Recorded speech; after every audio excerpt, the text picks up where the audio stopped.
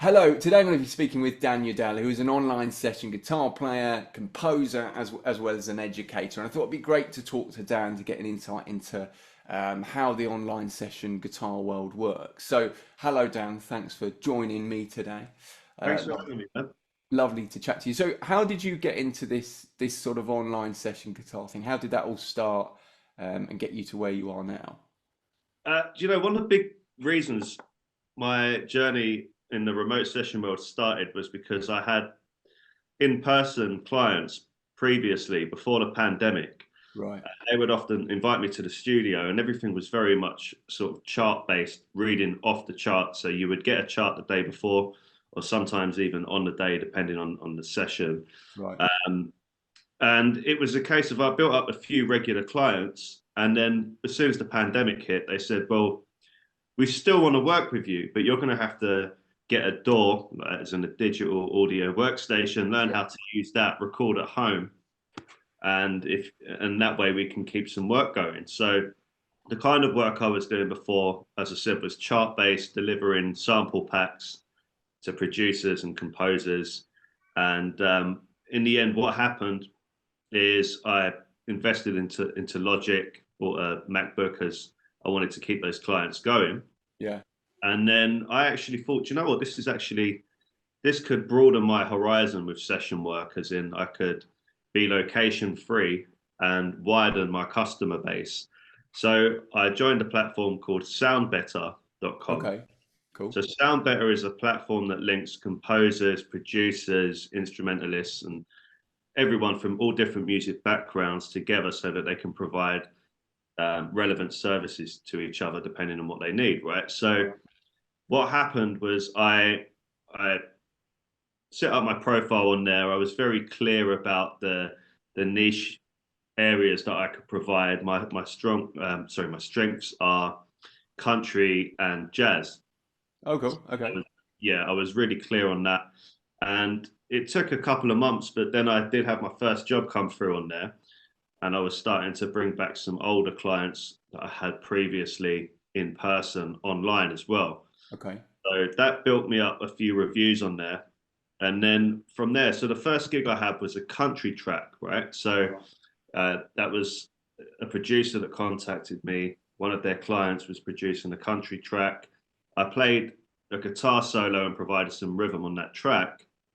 And then the client actually contacted me directly afterwards, and they were working with another producer. And then the producer contacted me, so that the other producer they were working with contacted me and wanted me to do another track. So in the end, it was a bit of a snowball effect because as soon as you do one for a producer or an artist, and you start to get recommended, if you do a good job, you'll get recommended to other people.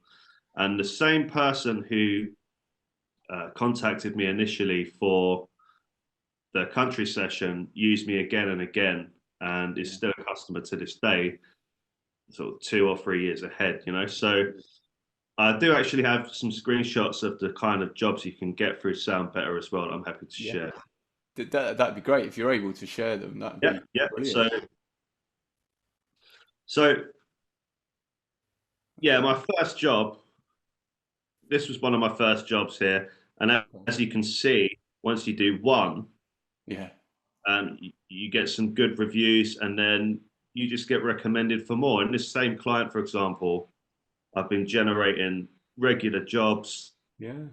That client, and then their producer, I was led on to do some work for them. Yeah. And you see the same names start to occur, different names creeping in there, and then it just kind of grew. Yeah. And Wow. and then as well as so that got me thinking, how can I broaden my prospects even more with recording remotely? And I had this idea, which was because I was getting approached by a lot of composers within the music licensing field, which is to provide music for TV and film. Yeah. I thought, well, what if I wrote some sample packs for music libraries, Yeah. approached the music libraries and said, look, well, I'm happy to do a sample pack for free. one or two sample packs, and then if you need more or you could recommend me, then that would be sort of the return on that favor. So Yeah. what happened then is I approached the music library. I wrote a sample pack for them, and they're quite a good music library in the UK. And they then actually said, "We really like your style, so would you like to write for us?" And then I ended up writing a country EP for them. Yeah. And at the same time, I was working with the clients on Sound Better. The in-person clients sort of filtered through as they saw that I was getting better with Logic. And then after writing for the exclusive music libraries, I ended up generating a few royalties here and there. Great.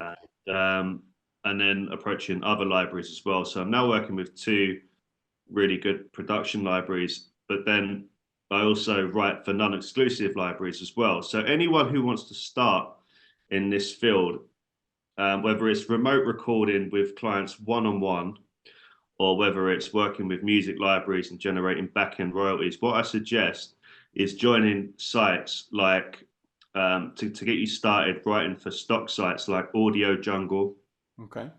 and Pond5. Okay. There's another site called Motion Array, who are owned by Artlist, I think, but they're a little bit harder to get into at the beginning. Yeah. But they, I'm not generating a fortune with those, but they still bring in regular money each month. You can earn up to 200 to 300 quid a month just on stock sites. But the main reason I would encourage people to do that at first is because if you end up with your videos in the YouTube video,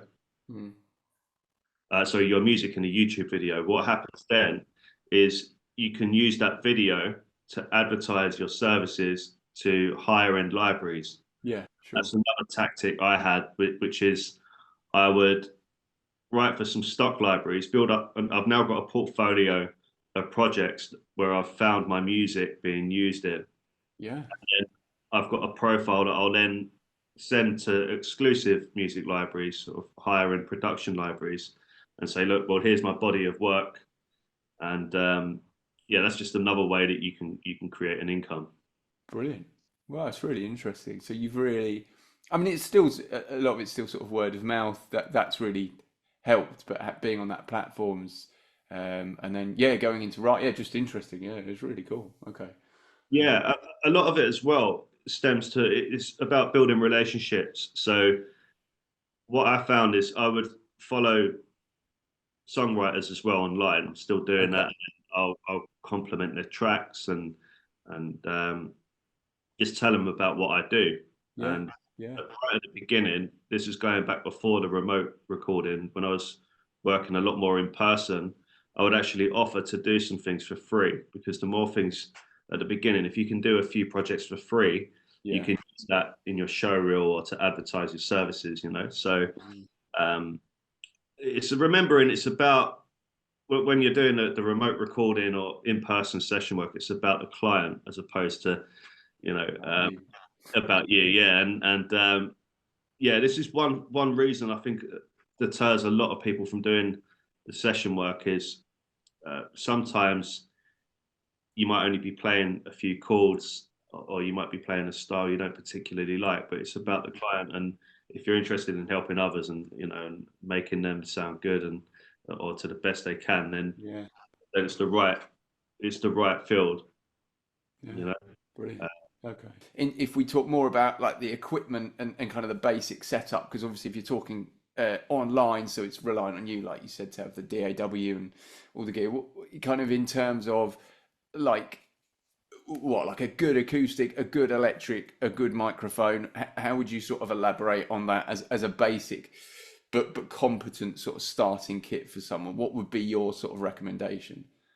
yeah, so I would be lying if I said that some really good gear doesn't enhance your recording. It definitely does, but you definitely don't need expensive equipment to get started. What you Yeah. need is equipment that matches your niche. For example, um, I have a Telecaster which isn't cheap, Yeah. but if you've got the right guitar that suits the style, the right sound, the right tone, you can achieve that in a lot cheaper ways than going out and buying a Kemper, you know. So Right.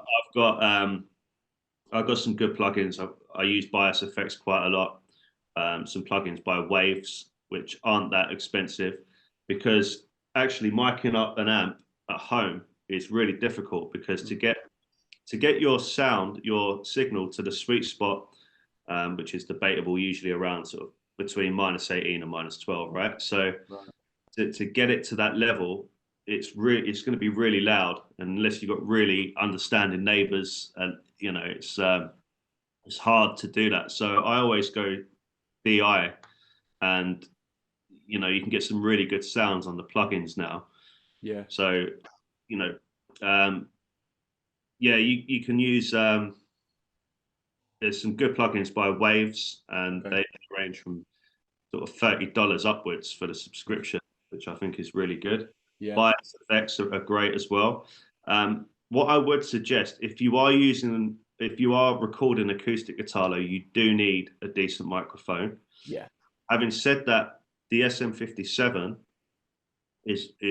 has been adequate before. Has Oh, worked right, really. for an acoustic, you're using it Yeah, for. yeah. It's Okay. been all right. And also, I now have a Neumann TLM 102. Oh, right.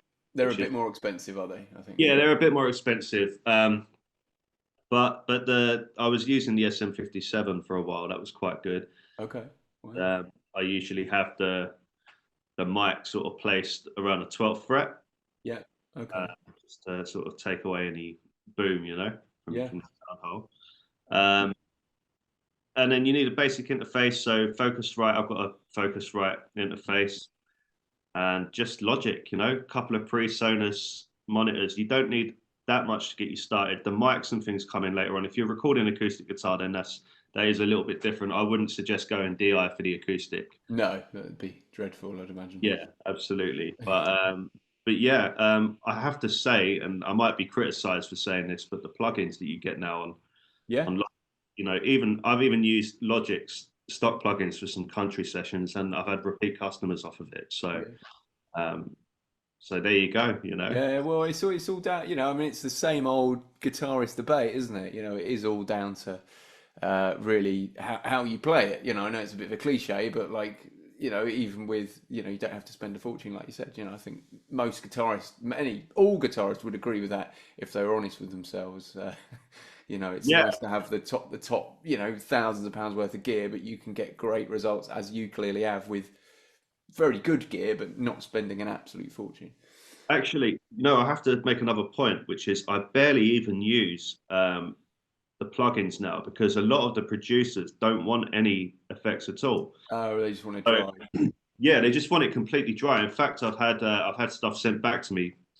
What I would recommend is provide as many options as possible. So get a sound that you like, and then give them the dry signal as well. It doesn't, you know, Yes, take that's even right. a second to just switch off the plugin, Yeah, uh, and just send them that dry as well. But more often than not, they want to use their own effects. yeah. Okay. Uh, a lot of the things, a lot of it stems down to how reliable you are, how clear you are, and what you can provide. Hmm. Uh, yeah, just little things like some technical things. Always make sure that your tracks line up, and that, Right.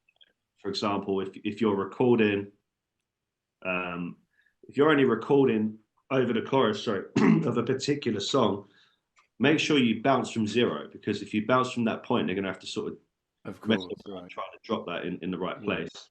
And you want to basically make things as easy as possible and Yeah. save as much time as you can, you know? Yeah. A lot of it's about communication, I suggest as well, that you're being extremely clear about. Yeah, Yeah. yeah, and making it easy for them. Yeah, it makes But in sense. terms of other people getting into this, that, you know, get on the Sound Better platform. Hmm. And what I always recommend is offering a free 5 to 10 minute consultation at the beginning, just to be clear Okay. with the client as to what they want, which seems like you're adding more work, but actually it's reducing it, because if you're bouncing tracks back and forth, you Yes. end up, you know, in a tricky situation. You also want to be clear on your rule with revision. So I always offer the first revision free, Okay. Yeah. and then there would be a fee to then reapply that revision, you know? And would a client sort of say to you, because I'd imagine that initial consultation is really important from your point of view, because you need to be as clear as possible on exactly what they want.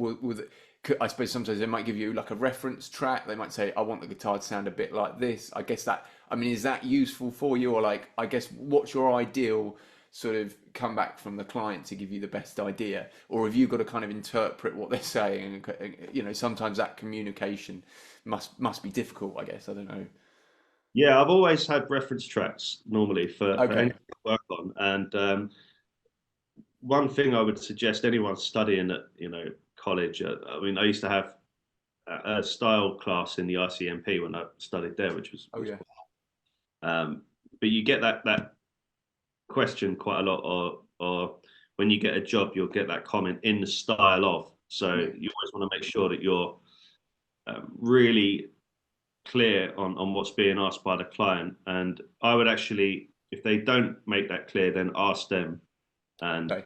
just say, what kind of style are you looking for? Are there any particular reference tracks or artists that you want Yeah. me to have a listen to?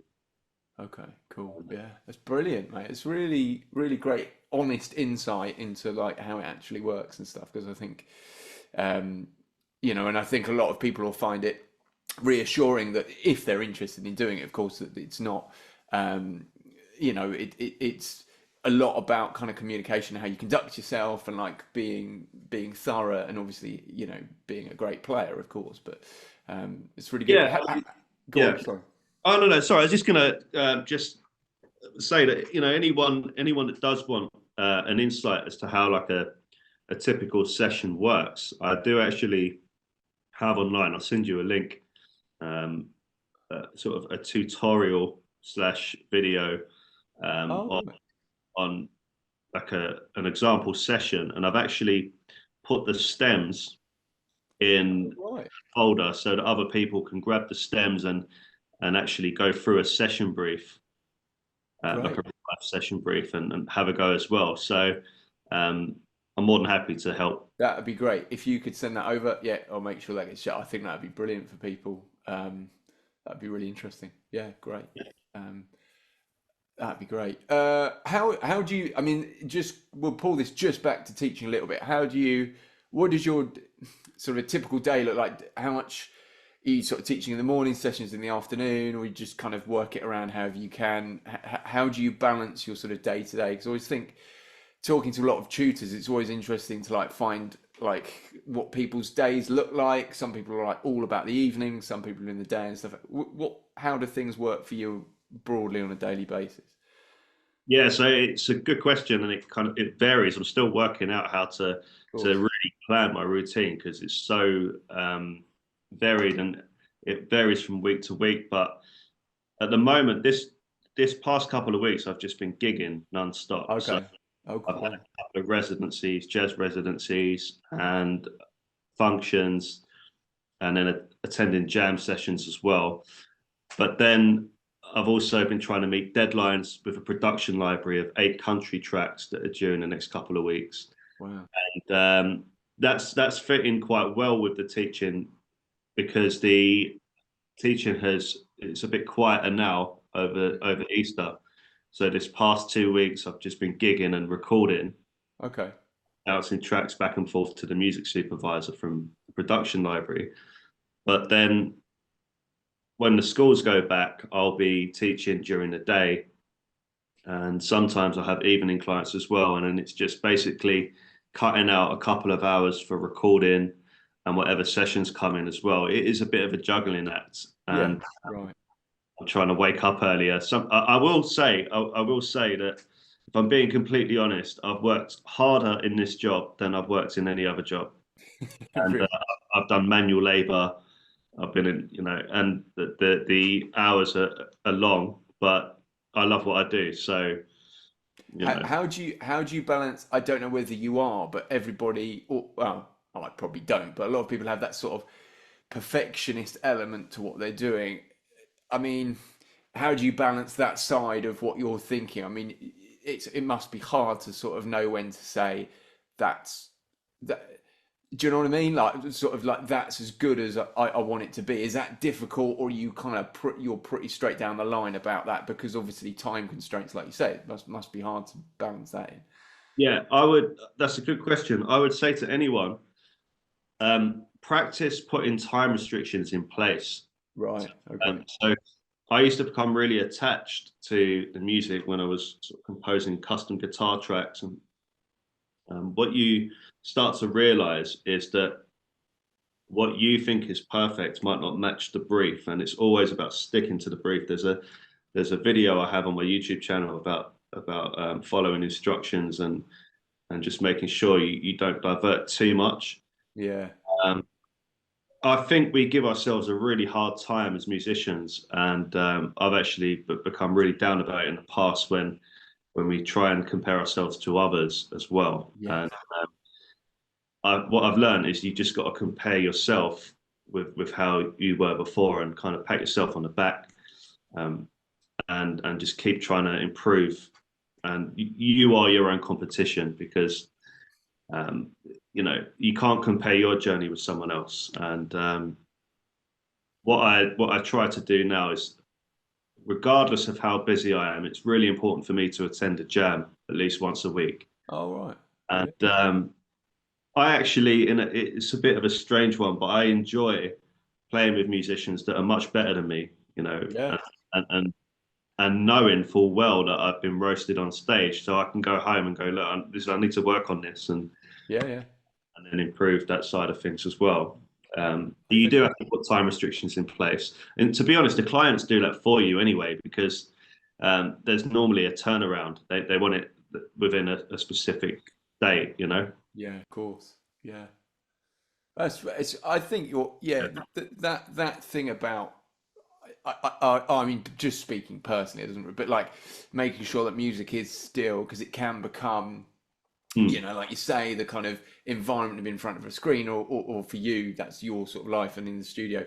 But yeah, I think any element of like, with teaching stuff, it can become too much like, I don't want to say work, because it is work, obviously, but still remembering and going out to jams and still remembering that, playing with people is why you got into it and stuff. I think that's really Yeah, valuable. that's the foremost important thing, Yeah. because it does. Nothing makes me happier than going to a jam, playing with musicians I've never met, and even if they're much better than me, and I'm learning something from that. I used to see that as a negative thing, and come home thinking, oh, I haven't got this together, I haven't got that together. Now I see it as an opportunity, and I think it's really important. We can beat ourselves up as musicians as well, and what someone else can bring to the table is different to what you can bring. So you might have some. I used to have this analogy that I had to be good at every style or reasonable at every style, and it hasn't worked out like that at all with the sessions. It's always been, we need a country part on this tune, and it might not be a complicated country part, but because I've specialized in that niche Yeah. and just been clear on what I can provide, um, then yeah, you don't have to be good at everything. You just have to Yeah. be Yeah. clear on what you can offer. Yeah. And be A lot of honest. it's how you come across and how you are with people as well. Yes. No matter what you think of the track, you always compliment the track as well. Once you get that track through, it's the best track you've ever heard. Yeah, of course. Well, yeah, but you have to take that attitude. Yeah, despite what you might Yeah. think. Yeah, no, it's really good advice, mate. Thank you. It's really interesting. So is there anything you want to kind of mention that you're kind of doing at the moment? Anything you push? I mean, we'll link to your website and stuff, and obviously that video sort of walkthrough that you mentioned would be magic. Yeah, yeah, Where can we find more out about you, kind of thing? yeah. I'm not. I'm purely doing this to help others, because it was, a lot of people like Stuart, for example, from the RGT has helped me out, and I want to give something back to you guys. So also, it's more, yeah, just I remember walking into this blindfolded. So on my YouTube channel, I put together some videos. One series is called The Working Musician, or the Oh, Working okay. Guitarist, and it's a series of videos, 5 of which are called The Commandments of Remote Session Success, which is Oh, well, perfect. Okay. just tips that can help you out. And then there's videos in there with real life session briefs and things like that, so that you can. Right. And I put a lot of this together for some college students as well, because I've done a bit of work in colleges, and that's really helped me just to have that online so they can access that as well. And Okay. worked Cool. really well in the past. I've had a few people even get sessions and start to create their profile and sound better. And what I would suggest, this isn't for me, this is just purely out of I want to help someone else as well who's helped me, called Stephen Bedell. Okay. Uh, he runs a website called the Production Music Academy. Okay. And that site, it's basically, if you want tutorials on how to get into the music licensing business, that is the Okay. foremost best platform you can go to. But he's also just a great guy as well, great producer, and Okay. there's a lot of great free content on his YouTube channel, the Production Music Academy. So I'll link that in as well. Yeah, that'd be great. Really useful. So much stuff to get stuck into. It's really cool, mate. Yeah, no worries, man. All Well, right. Well, it's been really, yeah, personally for me as well, like a really interesting chat, and hopefully, people get in touch. But we'll link to all that stuff, and yeah, yeah. thanks for sharing your thoughts, Dan. It's been really great, really interesting chat. Yeah, I mean, anyone that wants to reach out with questions and that, I'm always open to help, So, Yeah, you sound like you'd be more than happy to help anyone. Yeah, absolutely. So that's really cool. All right, thank you very much, Dan. Lovely to chat with you. I'm sure we'll speak again. All right, mate. yeah, Bye. thanks a lot, man. Cheers.